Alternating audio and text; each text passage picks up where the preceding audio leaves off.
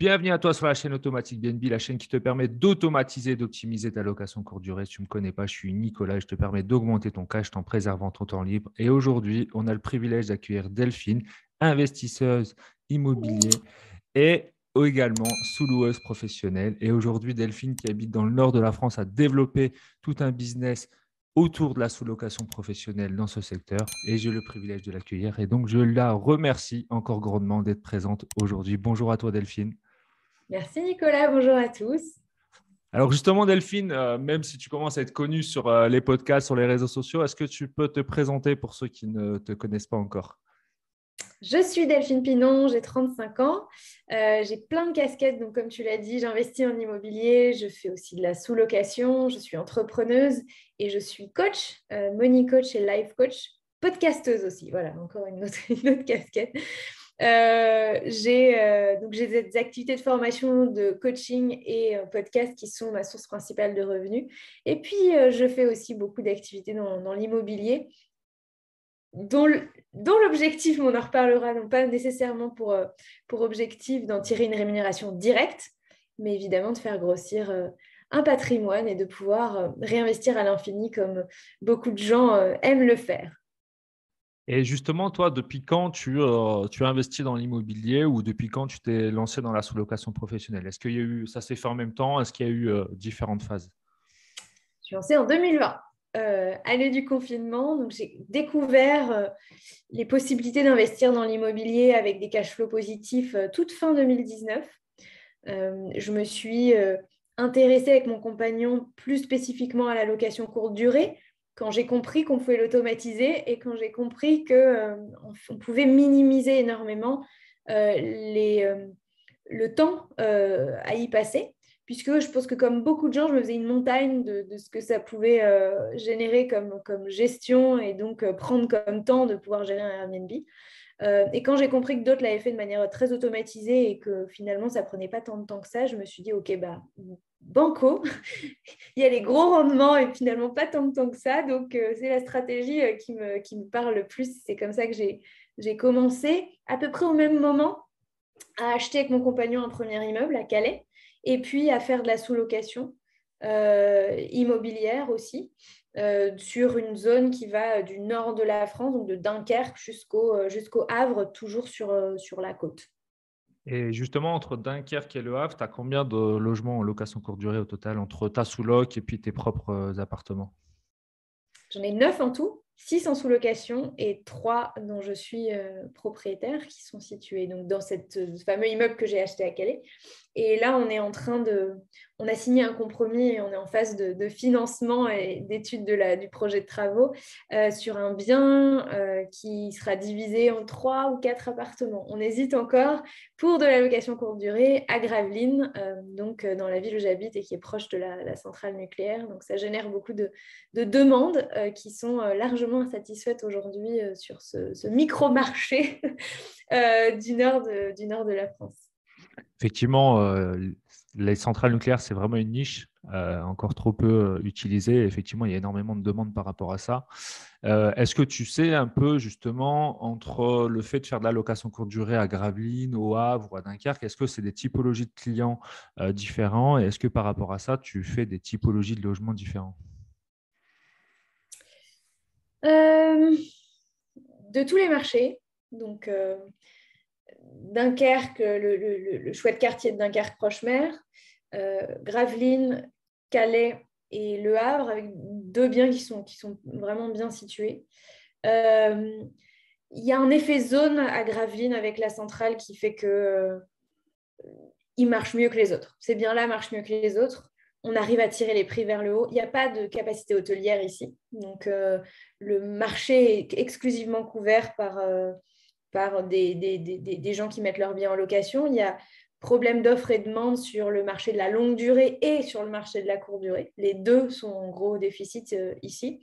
Donc forcément, les biens sont remplis assez rapidement et les prix peuvent monter. Et comme on est en bord de mer dans une petite station balnéaire, on a aussi une clientèle, on cumule la clientèle professionnelle, notamment la semaine, et la clientèle touristique le week-end. Donc Gravelines est vraiment une zone hyper porteuse de ce point de vue-là.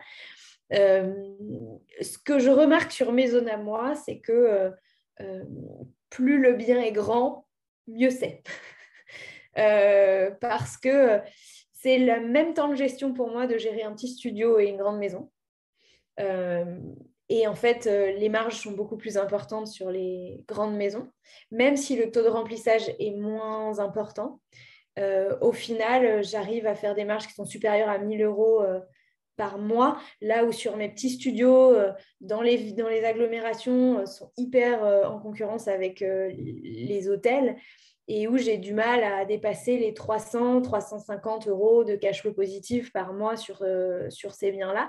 Donc, il m'en faut 3 comme ça pour ma grande maison et donc du coup, la gestion est beaucoup plus importante. Donc, moi, j'aime assez sur la sous-location, aller me positionner sur des biens un peu plus grands, minimum un T3.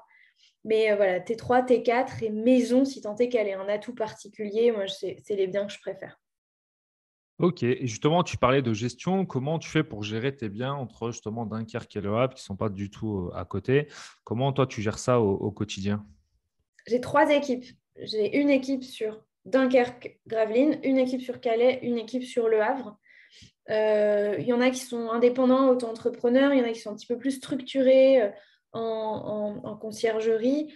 Et ils font aussi bien le ménage que les petites réparations.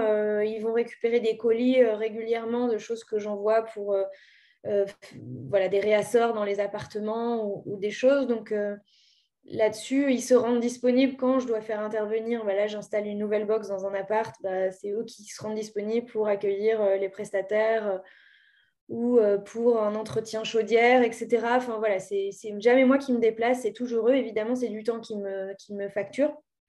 Mais voilà, c'est important pour moi de ne pas me créer une autre activité. D'autant que très très rapidement, j'ai choisi d'avoir des biens qui n'étaient pas à côté de chez moi. Donc le Havre, c'est 2h45 de chez moi. Forcément, vous ne vous rendez pas forcément compte. Donc c'est à la fois une distance qu'on peut faire sur un week-end et à la fois, évidemment, on ne va pas dépanner quelqu'un parce que les toilettes fuient. Donc c'est pas quelque chose qu'on fait. Et je l'ai fait parce que je voulais tester est-ce que c'est faisable à distance. Et donc, c'est complètement faisable à distance. Je ne suis pas encore prête à me lancer dans des trucs qui sont à 7-8 heures de chez moi, parce que je sais que si j'ai vraiment quelque chose à faire, je peux y aller sur un week-end. Mais ça marche très bien. Et le fait est que, de fait, je dois rivaliser de solutions ingénieuses pour ne jamais avoir à me déplacer. Mais c'est aussi une zone sur laquelle on a moins de problèmes. Voilà, c'est un peu le hasard. Mais donc, voilà. Et comment justement tu pilotes ces équipes à distance et comment tu les trouves? Parce que tu disais, l'idée, c'est de trouver des idées ingénieuses pour éviter les déplacements. Est-ce que, je ne sais pas, une fois par semaine, vous avez une réunion? Est-ce que vous vous appelez un peu de façon informelle sur WhatsApp ou autre? Comment vous gérez ça, vous, au quotidien? Alors, d'abord pour le recrutement, j'ai mis des annonces.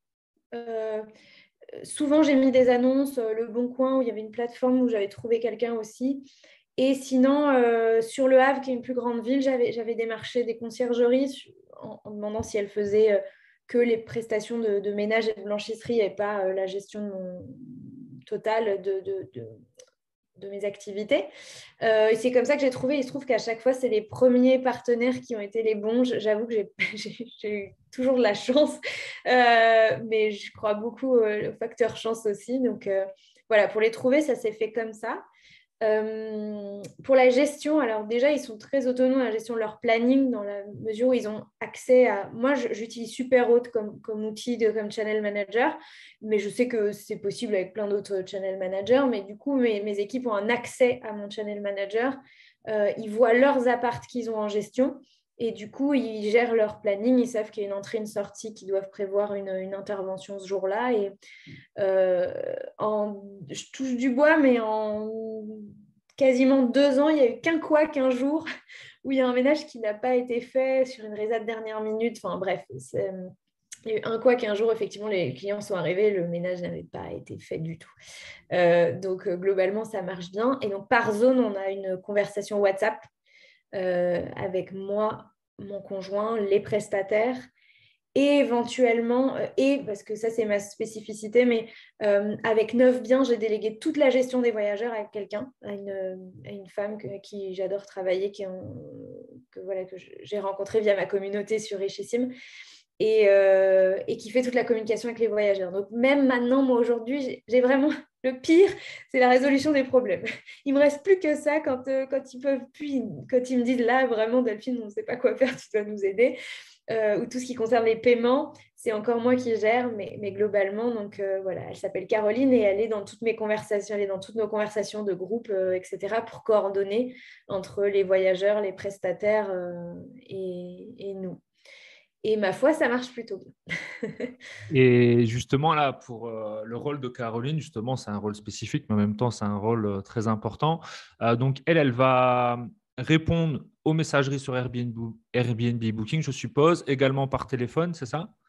Exactement. Et comment, sans rentrer dans les secrets, comment tu la rémunères et aussi, tu nous as expliqué comment tu l'avais trouvée, mais est-ce qu'elle travaille vraiment en permanence ou par exemple, elle a des horaires, elle se dit, bah voilà, moi je réponds aux voyageurs par téléphone de 8h à 20h et puis le reste c'est par message. Comment tu gères? Parce qu'effectivement, la communication voyageur, c'est souvent une problématique pour chacun d'entre Ouais. nous dans nos communautés.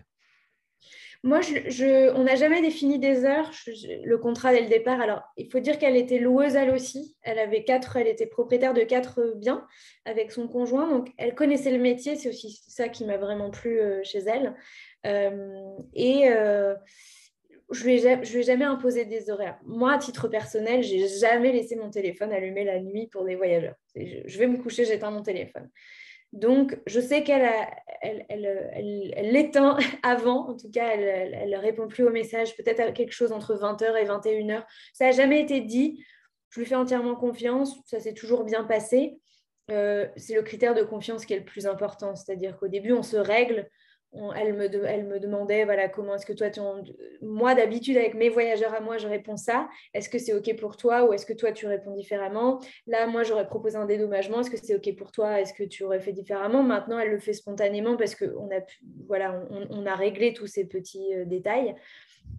Mais donc, elle me sollicite vraiment quand il y a des choses qui sont un petit peu plus complexes à gérer. Et je sais plus, je crois que j'ai oublié une partie de la question, mais tu vas me dire. Savoir comment tu la rémunères. Ah oui, voilà. Moi, je la rémunère par mois. Donc, c'est 100 euros par bien par mois. Ok. Peu importe la taille, en fait, c'est le même taf pour elle, que ce soit une grande maison ou un petit bien. Donc, c'est 100 euros par bien par mois. C'est toute la communication avec les voyageurs. Et ça inclut aussi les petites améliorations à faire qui ont besoin d'être faites dans l'urgence. Par contre, sur les améliorations les idées qu'on a pour améliorer notre système, ça fait l'objet d'une facturation supplémentaire à l'heure où elle me dit, bah là, je vais consacrer quelques heures à la fin du mois pour améliorer tous ces trucs, tous ces machins, faire de nouvelles affiches pour tel appartement où il manque une explication sur ça, etc. Un nouveau guide, un nouveau truc. Ça, c'est des choses qu'on fait en supplément. Ce qui me permet d'aborder un aspect qui est hyper important pour moi, et ça concerne aussi mes prestataires de ménage. La rémunération, c'est un point important pour moi. Je ne discute pas une rémunération et je propose toujours une rémunération qui est fair, voire même pour certains, pourraient dire bon, c'est un peu cher. Mais vous voyez que moi, je travaille avec certaines personnes depuis 1 an et demi, 2 ans, elles m'ont jamais fait défaut. Mais Et c'est tout l'intérêt d'ailleurs, ce que tu disais tout à l'heure en préambule, c'est d'avoir des gros logements, par exemple des T3, qui te rapportent assez pour que justement ta marge soit très importante, ou en tout cas importante pour que tu puisses rémunérer convenablement les personnes. Parce qu'effectivement, ceux qui partent sur des studios, les marges sont plus faibles et donc après, c'est toujours plus compliqué. Donc effectivement, ça en lien avec ta stratégie. sur le ménage, c'est différent parce que de toute façon, je leur facture aux voyageurs. Mais sur Caroline qui fait la gestion des voyageurs, effectivement, si je ne dégage pas assez de marge et les biens sont trop petits, bah, je vais être un peu juste. Alors, soit effectivement, je vais la payer moins, peut-être plus 70, 80, soit bah, je continue à le faire. Après, si vous avez un bien et que c'est un studio ou un T2, en vrai, faites-le vous-même. mais plus plus les biens sont gros et plus vous en avez, et plus c'est intéressant aussi de prendre quelqu'un. Donc, moi, j'aime bien rémunérer les gens. En février, j'ai un de mes prestataires qui s'est cassé le fémur au ski. Donc, il a été arrêté plus de 2 mois. Et il avait une remplaçante, mais on faisait appel à elle à peine 3 semaines dans l'année. elle l'a remplacée au pied levé pendant 2 mois et je sais que c'est parce que elle aime bien travailler avec moi, parce que je sais que je suis réglo. Il lui arrivait plein de fois de m'envoyer des factures avec plein d'erreurs, toujours en ma faveur. Elle oubliait de facturer des choses. Je dis toujours quand mes prestataires oubliaient de facturer des choses, je fais là, tu n'as mis que 6 rotations alors que cette semaine, il y en avait 7. Là, je sais que tu as fait un déplacement pour dépanner un voyageur, tu ne me l'as pas compté, etc. Et ça crée un climat de confiance qui fait que les gens ont envie de travailler avec moi et il me remplace au pied levé quand il y a ce genre d'incident où moi, j'aurais été vraiment dans la panade avec plus de 2 mois d'absence de mon prestataire. Et toi, justement, comment tu fais avec tes prestataires pour gérer tout ce qui est linge consommable? Parce que je suppose que entre Le Havre, Dunkerque et Calais, tu ne peux pas te déplacer pour gérer les consommables même une fois par mois. Comment tu fais? Ou le linge également, comment tu fais? C'est eux qui vont tout acheter. Même un locataire qui dit ce serait pas mal, là, il manque ce serait bien de rajouter quelques verres ou quelques bols, il manque un peu, etc. Ils vont au supermarché, ils achètent, ils me fournissent la facture, je rembourse. Les consommables, c'est pareil. Le linge, ça dépend des zones. Au Havre, comme c'est eux qui ont un système plus évolué, conciergerie, etc., ils font appel, eux, à une blanchisserie. En vrai, moi, je m'en fous, ils me facturent, je leur paye après. En revanche, sur ma zone du Nord et de Gravelines, ils font chez eux. Et pour mon immeuble à Calais, on avait, alors ça, je vous le conseille parce qu'on va le refaire ici aussi, si vous faites de la division immobilière ou si vous faites de la location courte durée dans des immeubles ou dans des ensembles, prévoyez des zones où vous mettez des buanderies. Donc, nous, on a transformé notre local vélo, local poubelle. Déjà, on a de la chance parce que tous les immeubles n'ont pas de local. En un local buanderie. Donc, il y a les poubelles et il y a la buanderie. Oui, je sais. C'est pas top, mais il y a 2 machines à laver, 2 sèche-linge. Et mon prestataire, il fait. Voilà, c'est. À la fois, les locataires peuvent utiliser, c'est en libre service. Donc, je n'ai pas besoin de mettre des machines à laver dans les logements. C'est utile pour mes prestataires. Et dans le nouvel immeuble qu'on est en train d'acheter, il y a une zone qui est parfaite pour ça. Et il y aura 3 machines, 3 sèche-linge pour que le prestataire, pendant qu'il fait plusieurs interventions, il fait son truc, il fait son linge. Après, il prend du temps pour plier. Il n'a pas besoin de faire ça chez lui. Il y a trop de volume pour que les gens fassent chez eux. Et dans certaines zones, et en l'occurrence Gravelines est une petite ville, il y a un pressing qui est très premium et qui fait des tarifs qui sont intenables pour l'activité. Ok. Et comment tu fais justement, parce que là, tu es sur plusieurs zones, pour faire ces études de marché? Parce que je suppose, pareil, tu ne connaissais pas spécialement Le Havre, Gravelines ou Dunkerque avant de te lancer, ou peut-être qu'une ville ou deux parmi tout ça. Comment tu fais ton étude de marché? Comment tu sais que voilà, peut-être au Havre, ce logement, il est bien situé et ça va bien se louer? C'est toujours un peu, il y a un mélange de recueil d'informations et de feeling. Donc, Gravelines, maintenant, on y vit. On a acheté notre maison. Donc, on discute avec des agents immobiliers. On discute beaucoup avec les agents immobiliers quand on fait des visites. Donc, pour sentir un petit peu le marché, on utilise AirDNA aussi, qu'on a en payant parce que on a les données sur AirDNA pour toute la France. Alors, AirDNA, c'est un outil d'agrégation statistique pour les loueurs en courte durée. Et on a un accès payant sur toute la France parce qu'on fournit ça à nos élèves dans le programme de formation. Je forme des sous-loueurs et donc je leur fournis l'accès à cette plateforme aussi. Donc c'est pour ça qu'on a investi dans ça parce que c'est un montant à 4 chiffres à l'année. donc voilà, sinon c'est pas donné. Quand tu vis sur la zone, c'est aussi plus simple. Le Havre, mon compagnon venait du Havre, donc lui connaissait parfaitement bien. Il a grandi au Havre, donc moi, je ne connaissais pas du tout. Et Dunkerque, on avait fait une erreur, par exemple, c'est intéressant. Dunkerque, il y a un centre-ville, Et puis, il y a cette zone, le quartier qu'on appelle Malo-les-Bains, donc toi, tu connais, Ouais. Nicolas, qui est en fait le quartier de la plage. C'est une grande plage. Pour tous les gens qui regardaient Baron Noir, la série, c'est là où Cadmerade habitait et avait sa maison sur la magnifique digue avec cette grande plage, qui est aussi historiquement connue. Et donc, on avait pris en sous-location un logement à Malo, proche plage, et un logement centre-ville. Et en fait, ce logement centre-ville n'a jamais vraiment marché. Et c'est là qu'on a compris que tous les centres-villes ne marchent pas en France. Ce n'est pas parce qu'on est centre-ville que ça marche.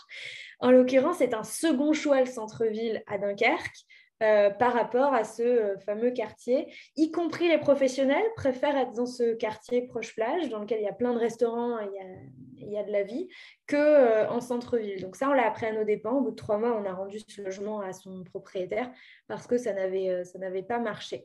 Donc, on tente, et c'est ça qui est génial avec la sous-location, c'est qu'on peut tenter, et si ça ne marche pas, en l'occurrence, ça nous avait coûté beaucoup de temps, mais financièrement parlant, on avait réussi à faire une opération à zéro. On n'avait rien perdu, on n'avait rien gagné, sauf la petite centaine d'heures qu'on avait passées sur ce projet quand même, qui n'est pas négligeable.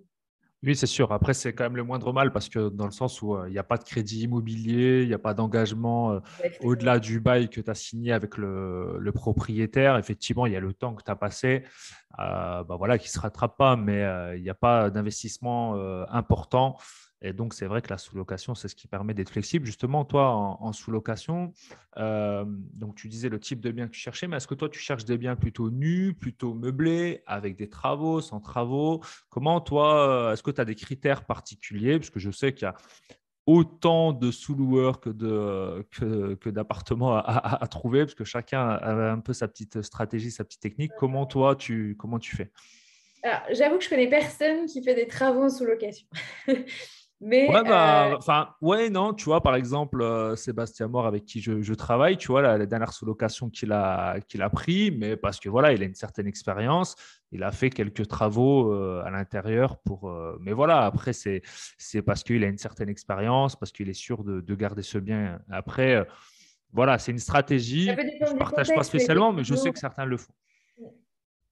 Alors, moi, les travaux, c'est niet. Euh, En fait, pour moi, le sujet se situe sur l'aménagement. Donc, il y a toujours un peu, il y a toujours un peu d'investissement à faire parce que quand on récupère un bien en location, de toute façon, il n'y a pas les 3 jeux de draps, la cuisine, elle est rarement assez équipée, donc il y a toujours un petit peu à faire de toute façon. Ça m'est déjà arrivé de prendre des logements dans lesquels il n'y avait quasiment rien à faire, vraiment, quasiment. La déco était toute belle déjà, etc. Et puis des logements dans lesquels c'était nu, c'était vide. Euh, Plus on investit, plus on repousse la date à partir de laquelle on va commencer à gagner de l'argent, puisque avant ça, on rentabilise notre investissement. Si vous faites un investissement de 5 000 euros de départ et que vous dégagez 500 euros de cash flow positif sur l'activité, c'est facile à compter, c'est pour ça que j'ai pris cet exemple. Vous allez mettre 10 mois avant de rentabiliser votre investissement de départ. Donc, à partir du 11e mois, vous allez, les 500 euros, là, ils sont dans votre poche, en l'occurrence dans les poches de votre société. Mais avant ça, vous avez amorti l'investissement initial. Donc, évidemment, moins il y a d'investissement à faire au départ, plus c'est avantageux. Donc, il faut à la fois aller chercher les marges les plus importantes et les investissements les plus faibles. Et quand on a ça, on est bien. On a, nous, pris en gestion une maison familiale vers Étretat avec vue mer. Donc, c'est une maison un peu campagne rustique qu'on a réussi à transformer un peu. Et ça nous a coûté à peu près 4 000 euros, 4 500 euros pour transformer une maison de plus de 200 mètres carrés, en rachetant quelques meubles, etc. Et c'est un bien sur lequel on dégage assez. Ça nous est arrivé de faire des mois à l'équilibre, genre le mois de janvier, mais on dégage assez facilement 1 000 ou 1 500 euros de cash flow positif sur ce genre de bien. Donc évidemment, au bout de 4 mois, ça y est, c'est rentabilisé l'investissement de départ. C'est un peu le critère et moi, je vais pas dans des projets où il y a plus de 12 mois Ok. d'investissement. Donc ça, c'est in fine, si ça met plus de 12 mois à être rentabilisé, ça ne m'intéresse pas. Ok.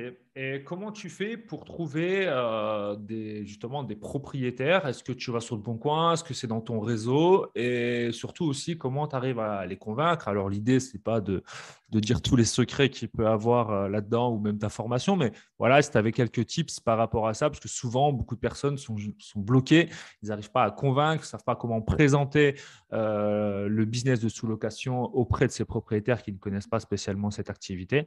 Est-ce que tu as des petits trucs et astuces par rapport à ça?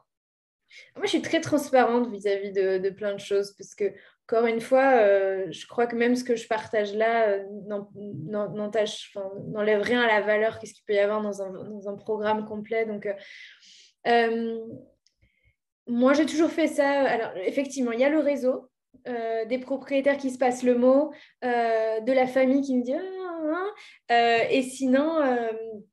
et sinon, la plupart de nos propriétaires, on les a quand même trouvés via le Bon Coin dans les moments où on était en chasse. Parce que là, par exemple, en ce moment, on n'est pas en chasse, on ne cherche pas de nouveaux biens. On en a déjà celui sur qu'on achète, donc c'est OK. La première fois, ça m'avait pris 2 mois avant d'obtenir des oui. Et en fait, il y a 4 oui qui sont venus quasiment en même temps. Mais j'ai mis 2 mois avant d'avoir un premier contact sérieux avec un propriétaire. Et j'ai des clients, donc des gens que je forme, qui ont mis 10 jours, 2 semaines à peine. Et puis, il y en a qui, au bout de 2, 3 mois, effectivement, bah, comme moi, ou soit au bout de 2, 3 mois, n'avait toujours pas de réponse, ou ça a mis effectivement 2, 3 mois avant d'avoir une réponse. Donc, ça, c'est très aléatoire, c'est très difficile de savoir pourquoi, parce que tous mes élèves utilisent à peu près peu ou prou les mêmes arguments et les mêmes scripts. Les arguments pour convaincre un propriétaire, le premier, c'est l'entretien de son bien. Alors, le premier, je pense qu'il y en a 2 qui marchent très, très fort. C'est le fait que, comme on n'est pas dans des conditions de bail classiques, le propriétaire peut nous chasser, peut récupérer son bien à tout moment. Et la durée de préavis est négociée dans le bail. Mais on peut mettre la durée qu'on veut puisque c'est un bail dérogatoire. Et donc ça, c'est un argument pour les propriétaires. L'idée de ne pas avoir à subir la trêve hivernale, l'idée de ne pas avoir à attendre la date d'anniversaire du bail, etc., quand les gens veulent disposer de leurs biens. Le deuxième argument, il ne va pas marcher avec tous les propriétaires, c'est celui de l'entretien du bien. Les gens ont souvent peur, quand LCD, les biens soient moins bien entretenus ou se dégradent plus facilement. Et en fait, tous les propriétaires qui ont déjà récupéré leur appart en longue durée dans un état... Quoi, cette personne est restée 2 ans et je récupère mon appartement dans cet état-là et je dois mettre 100 000 euros de travaux. Ça n'est pas normal. Et donc, du coup, toute personne qui se retrouve dans cette situation comprend assez facilement que, en fait, effectivement, le passage, enfin le ménage, en fait, l'appartement est nettoyé de fond en comble plusieurs fois par semaine. Donc, ça reste quand même intéressant. D'autant que nous, s'il y a des petits trucs qui sont à modifier, je sais pas, des trucs aussi bêtes qu'un siphon qui fuit, une petite barre de seuil qui se relève à un moment donné, les gens peuvent se prendre les pieds dedans. Une poignée qui grince. En fait, nous, on va faire ces petites améliorations-là, alors qu'un locataire longue durée ne prendra peut-être pas ce temps à investir dans le bien. Donc, c'est les 2 arguments qui marchent le mieux auprès des propriétaires. Et encore, il y avait une autre question que j'ai oubliée, Nicolas. Il y avait un autre volet à la question, je me rappelle, mais je crois que j'ai oublié. Il n'y a pas de souci. Je te demandais effectivement comment tu fais pour les convaincre, comment tu présentes aussi ta sous-location professionnelle auprès de. Voilà. Soit tu utilises des termes spécifiques. Est-ce que tu dis clairement, voilà, c'est de la sous-location professionnelle? Comment? Parce que souvent, quand on utilise sous-location, ça fait peur. Quand on utilise le mot Airbnb, Ouais. ça fait peur. Donc, comment tu fais pour tout doucement présenter cette activité au propriétaire sans qu'il te raccroche au nez lorsque tu l'as au C'est ça. téléphone?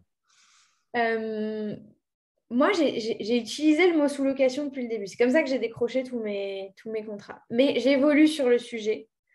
Euh, et ça, c'est aussi parce que j'ai travaillé avec mes élèves et ça m'a aidé à évoluer sur le sujet. Et au tout début, c'était la sous-location, donc je le dis, enfin, j'essaie d'être la plus pédagogique possible.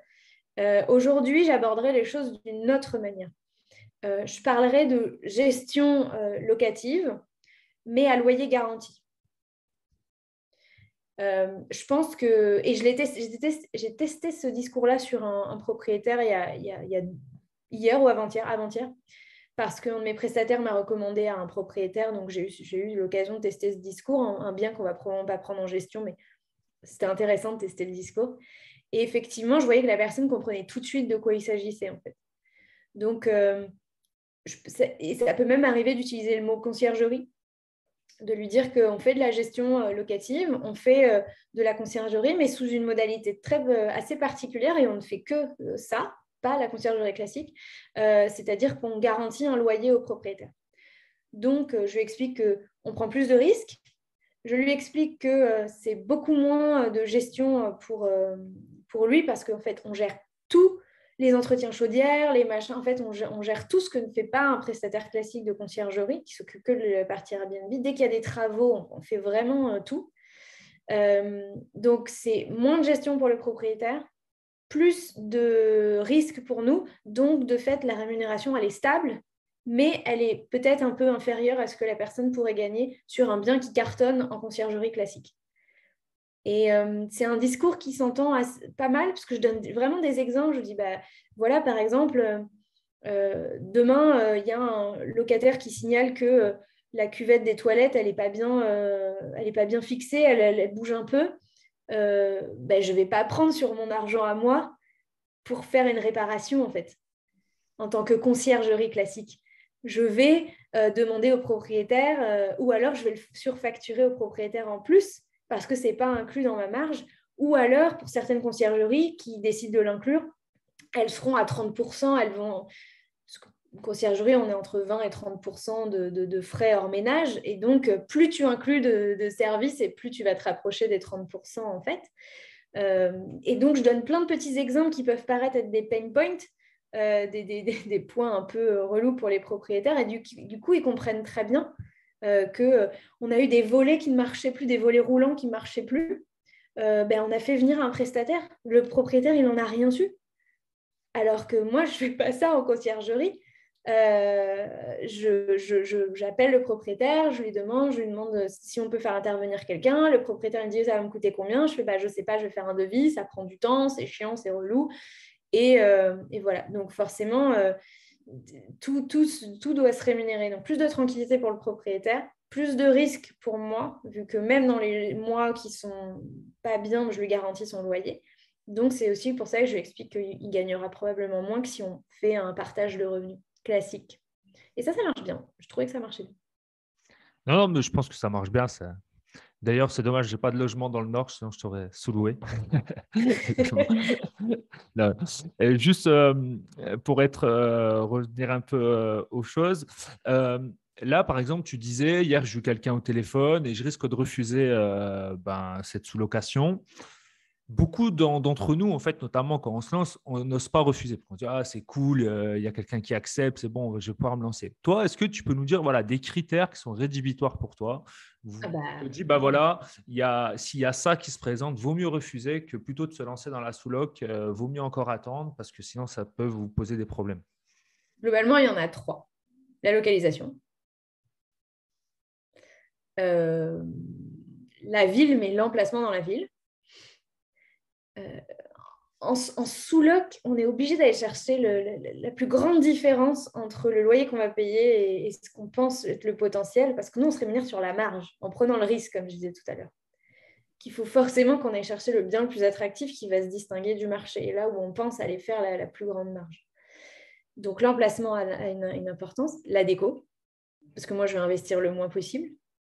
Donc forcément, je vais voir en premier lieu, l'état de la salle de bain et l'état de la cuisine, quoi. Si on a une salle de bain et une cuisine hyper vieillotte, même si le reste de l'appartement est propre, avec un joli parquet et des murs blancs, si ça c'est hyper vieillot, je vais rien pouvoir y faire à leur cuisine et leur salle de bain, et donc c'est rédhibitoire pour moi parce que j'arriverai pas à faire un truc suffisamment joli et waouh que les gens sur Airbnb se disent je veux aller cliquer là-dessus, je veux aller dormir, je vais aller passer quelques nuits dans ce logement-là. Donc, il faut qu'il y ait un coup de cœur. Les éléments de déco sont hyper importants. Je s'en rends compte sur les biens qu'on a là actuellement, où c'est ça qui va te faire ressortir et passer devant la concurrence quand la concurrence est plus élevée. Le troisième critère, c'est la taille. Comme je disais tout à l'heure, ça ne m'intéresse plus de prendre des petites surfaces en sous-location. Donc, studio, T2, il faut vraiment que ce soit la famille et qu'il y ait un truc de malade. Un T2 avec un rooftop, un T2 avec un balcon, une vue mer, ou ce genre de choses. Ou dans d'autres zones, une vue montagne, ou enfin, tu vois, un truc un peu attractif. Parce que sinon, je sais que moi, mes studios et T2 en sous-location, ils ont du mal à dépasser les 500 euros de cash flow par mois. Tous les autres le font. T3, j'ai tout. J'ai studio, T2, T3, T4 appartement, T4 maison et maison vue mer à Etretat. Donc j'ai à peu près tous les formats et je vois bien qu'à partir du T3, et pourtant il n'a pas d'extérieur, il n'a pas de balcon, par contre il est à 50 mètres de la mer, celui qui est à Dunkerque. Je vois bien que tout de suite, ça s'envole. Avec ce T3, je fais plus facilement du 700, 800, 1000, 1200 euros de cash flow positif par mois, là où les autres ne dépassent jamais 500. Oui, en fait, l'objectif, Après, c'est vraiment mes plus petits de sont dans la sortir. plus grande ville. Excuse-moi, je t'ai coupé, mais mes plus petits biens, le studio LT2 sont au Havre, ce qui est la plus grande ville de toutes. Donc, du coup, c'est pas aussi. Je pense que, parce que là, en divisant à Gravelines, on va créer des studios. Je pense que mes studios à Gravelines auront beaucoup plus de potentiel que mes studios au Havre, parce qu'il n'y a pas d'hôtel ici, il y a une demande qui est très forte. Donc, c'est comme il n'y a pas de règles, mais il faut connaître son marché. Moi, je sais qu'à Gravelines, ça peut marcher. En dehors de ça, je sais que dans une grande ville, donc l'agglomération havraise, en tout, ça doit être 200-250 000 habitants quand même, au sens large. C'est quand même plus une petite ville, ni une moyenne ville.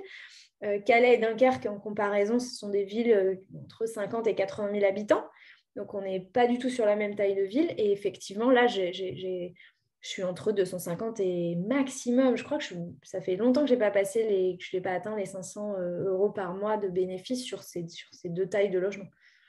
Oui, et puis justement, ce que tu disais, c'est pour ça que c'est important de connaître son marché, pour justement sortir du lot en n'étant pas un logement banal, c'est-à-dire un logement comme les autres. Et effectivement, si ton logement ressemble à ceux des autres, ben, ça va être la guerre des prix et puis les voyageurs vont louer au moins cher.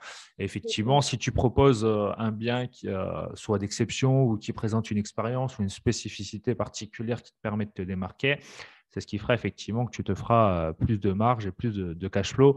Et effectivement, en plus, c'est vraiment cette tendance. Airbnb a modifié des choses sur son site parce que justement, ils ont bien compris que c'était la tendance et avant tout, proposer des nouvelles expériences, proposer des logements atypiques plutôt que des logements qui rentrent dans la banalité. Donc, c'est vrai que l'idée, c'est vraiment de partir là-dedans. Et justement, tu disais, par exemple, pour tes logements qui présentent peu de marge ou même pour tes logements qui ont déjà des grosses marges, est-ce que tu essaies d'avoir des marges supplémentaires, soit en mettant par exemple des dispositifs d'économie d'énergie dans le logement pour contrôler, soit pour vendre, tu vends peut-être des upsells en plus. Est-ce que tu es parti aussi sur cet angle-là ou pas du tout? Alors, vente additionnelle, je n'en fais pas. Par exemple, à un moment donné, j'ai testé la vente additionnelle sur les gens veulent arriver un peu plus tôt ou partir un peu plus tard, donc late check-out et early check-in. Ça va dans un hôtel, mais en fait, les gens ne percevaient pas très, très bien le fait que je fasse payer un supplément. Et du coup, surtout les voyageurs un peu de clientèle touristique ne percevaient pas ça très bien. Et du coup, je me retrouvais un peu. J'avais toujours cette épée de Damoclès de est-ce qu'ils ne vont pas me mettre un point en moins sur ma note parce qu'ils n'ont pas trouvé ça très commerçant et très agréable. Donc, ça, j'ai arrêté. Maintenant, quand je peux accommoder les gens, je le fais. Quand ce n'est pas possible par rapport au planning, je dis non et c'est tout. euh, je ne propose pas de service en plus. Tout ce qui est lié à la restauration est un peu touchy, par exemple, fiscalement, en termes de réglementation et notamment de fiscalité. Donc ça, j'évite d'aller là-dedans. J'évite de proposer aussi pour les mêmes raisons des ménages intermédiaires. Donc il y a vraiment que quand les gens restent 2 semaines ou plus, ça m'arrive de proposer un. Et ça m'arrive 2 fois dans l'année. Donc, j'estime qu'il n'y a pas une récurrence suffisante pour me mettre à défaut fiscalement, là encore une fois, et de tomber dans des cases où je serais considérée comme hôtelière. Et je ne fais pas d'autres ventes additionnelles.